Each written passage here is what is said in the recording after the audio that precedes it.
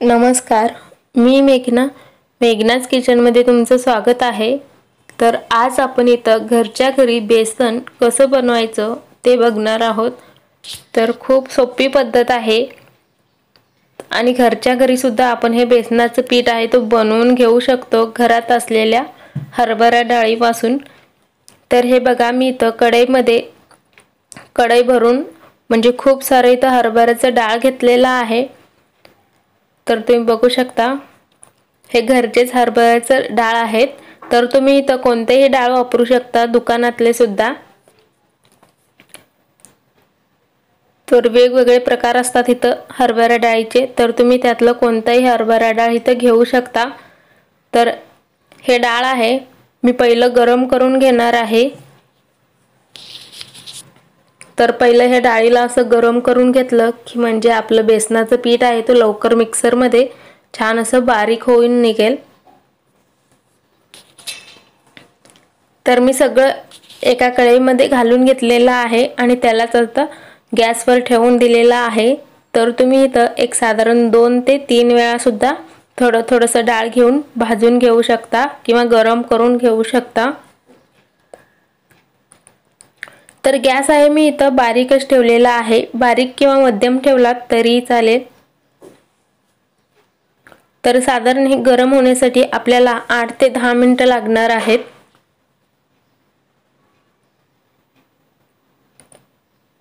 तर खूप असं काळपट सुद्धा करायचं नाहीये, म्हणजे नाहीतर आपलं बेसनाचं पीठ आहे तो असं काळसर दिसेल।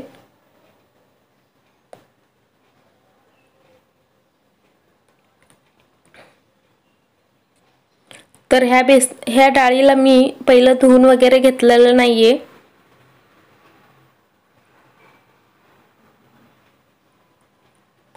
तर साधारण इथं एक 8 ते 10 मिनिटं झालेले आहेत। तर आता गॅस बंद करूया आणि त्यानंतर ह्याला थंड होण्यासाठी बाजूला ठेवून देऊयात।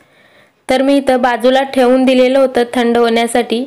तर खूप जास्त देखील थंड नाही करायचं, थोडंसं गरम आहेत। त्यानंतर मी इथं एक मिक्सरचं भांडी घेतलेलं आहे, त्याच्यामध्ये थोडंसं घालायचं आहे, खूप जास्त डाळ आहे तो घालायचं नाहीये। तर हे बघा, मी इथं एवढंसच घातलेलं आहे। तर खूप जास्त घातलं की आपलं हे मिक्सरचं भांडी सुद्धा खराब होऊ शकतो आणि ह्याला जास्त वेळ नाही फिरवायचं। साधारण एक 2-2 सेकंदाला बंद करायचं आहे आणि हाताने जरा मिक्स करायचं आहे पिठाला आणि साधारण एक 2 ते 3 मिनिटं हे पीठ होण्यासाठी आपल्याला लागतात। जरा उशीर लागतो, सारखं चालू बंद करत हे मी इथं असं बेसनाचं पीठ आहे तो बनवून घेतलेला आहे। तर तुम्ही बघू शकता, छान असं बारीक झालेलं आहे, तुम्हाला इथं दिसत असेल। तर ह्याला तुम्ही चाळून सुद्धा घेऊ शकता। तर खूप असं बारीक झालेलं आहे। तर आता मी इथं ह्याला चाळून वगैरे घेणार नाहीये। तर तुम्हाला हे दिसत असेल, छान असं बारीक झालेलं आहे, थोडं सुद्धा ह्याच्यामध्ये मोठं असं डाळ वगैरे राहिलेलं नाहीये। किंवा जर तुम्हाला चाळून घ्यायचं असेल तरी घेऊ शकता। तर असंच सगळे डाळ आहे तो मी थोडंसं करून सगळे मिक्सरला लावून बेसनाचं पीठ आहे तो बनवून घेणार आहे। तर एका भांडीमध्ये मी काढून घेतलेला आहे।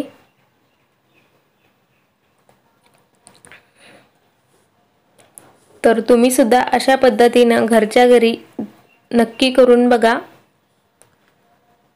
तर हे बघा, मी इथं सगळं करून झालेलं आहे माझं।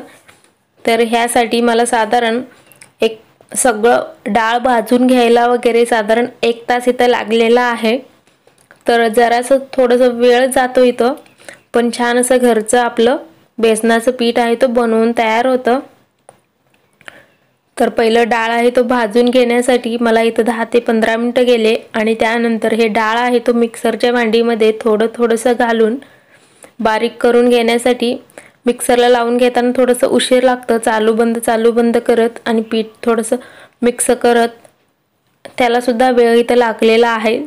तर साधारण हे खूप जास्त आहे।